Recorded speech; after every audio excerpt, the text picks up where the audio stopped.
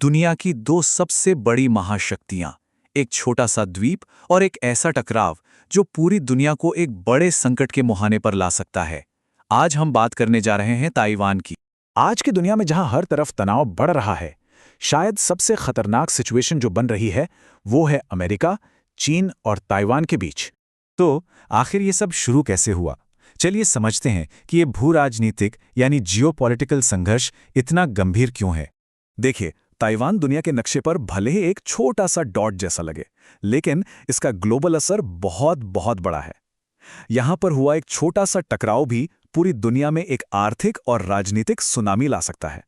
तो असल में ये झगड़ा है किस बात का? चलिए इस तनाव की जड़ तक चलते हैं। इस पूरे संघर्ष की जड़ ना दो बिल्कुल अलग अलग नजरियों में है। एक तरफ है चीन, जो ताइवान को अपना ही एक टूटा हुआ हिस्सा मानता है और कहता है कि इसे वापस मिलना ही होगा। वहीं दूसरी तरफ ताइवान खुद को एक आज़ाद लोकतांत्रिक देश मानता है। और फिर इसी इक्वेशन में आता है एक और बड़ा प्लेयर, अमेरिका। अमेरिका खुले तौर पर ताइवान को सपोर्ट करता है, उसे सैन्य हथियार देता है। हालांकि वो ये साफ नहीं कहता कि अगर चीन हमला करता है तो वो सीधे तौर पर लड़ेगा या नहीं। ये एक तरह से चीन के लिए एक वार्निंग है।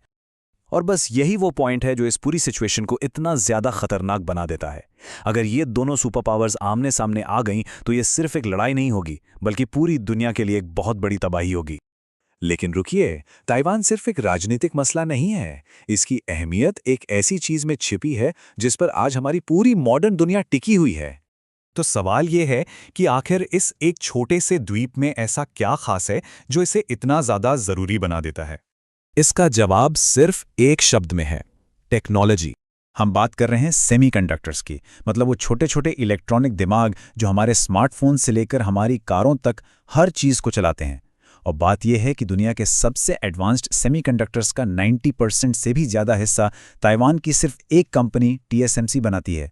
जरा सोचकर देखिए, स्मार्टफोन, लैपटॉप, गाड़ियां, AI सिस्टम्स और यहां तक कि सबसे एडवांस्ड मिलिट्री टेक्नोलॉजी भी, ये सब कुछ ताइवान में बनी चिप्स पर ही निर्भर है। तो अगर किसी वजह से ये सप्लाई चेन रुक जाती है तो पूरी ग्लोबल इकोनॉमी हिल जाएगी। इसीलिए ताइवान सिर्फ एक राजनीतिक मुद्दा नहीं, ये दुनिया के लिए एक तरह से टेक्नोलॉजिकल और इकोनॉमिक लाइफलाइन है। तो क्या होगा अगर ये टेक्नोलॉजिकल लाइफलाइन टूट जाए? चलिए अब इसके मिलिट्री और इकोनॉमिक नतीजों पर एक नज़र डालते हैं। पिछले कुछ सालों में चीन ने ताइवान के आसपास अपनी मिलिट्री एक्टिविटीज बहुत ज़्यादा बढ़ा दी हैं। लड़ाकू जहाज़ों का उड़ना, नेवी के जहाज़ों का गश्त लगाना, ये सब ताइवान और पूरी दुनिया के लिए एक सीधा सीधा सिग्नल है। और इसके जवाब में अमेरिका भी इंडो पैसिफिक इलाके में अपनी फौजी ताकत बढ़ा रहा है। ये ताकत के प्रदर्शन का एक बहुत खतरनाक साइकिल बन गया है।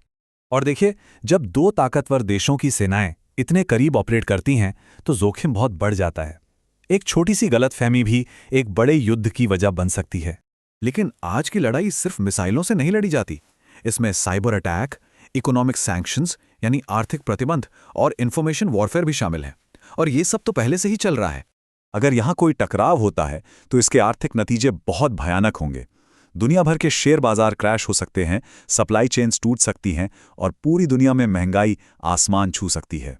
और इन्हीं सब वजहों से एक्सपर्ट्स ताइवान को एक ग्लोबल फ्लैश पॉइंट कहते हैं, मतलब एक ऐसी चिंगारी जो पूरी दुनिया में आग लगा सकती है।